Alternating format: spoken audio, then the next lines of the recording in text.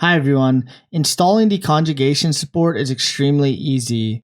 Once you have the Migaku dictionary add-on already installed, just go to Tools, Add-ons, then find the Migaku dictionary add-on, select it, and click View Files. Once the Files window opens, then you want to go to your User Files folder, Dictionaries, and then find a folder for the language that you're installing deconjugation support for. In this case, it's going to be English.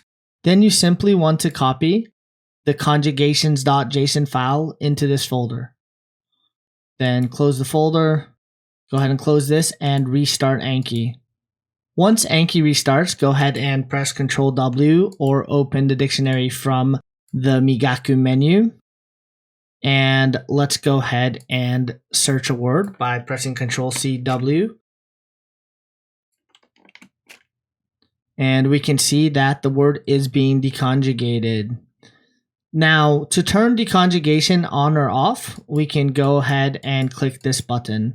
When the Rubik's Cube is solved, that means deconjugation support is turned off. But if the Rubik's Cube looks like this, that means that deconjugation support is on. Let's look again here. Okay, but if we turn it off, then it will only search apples and it will not search apple. Okay guys, that's it for today. The process to install deconjugation support is the same for every language, so this video applies no matter which language you are installing deconjugation support for. Thanks again guys, bye.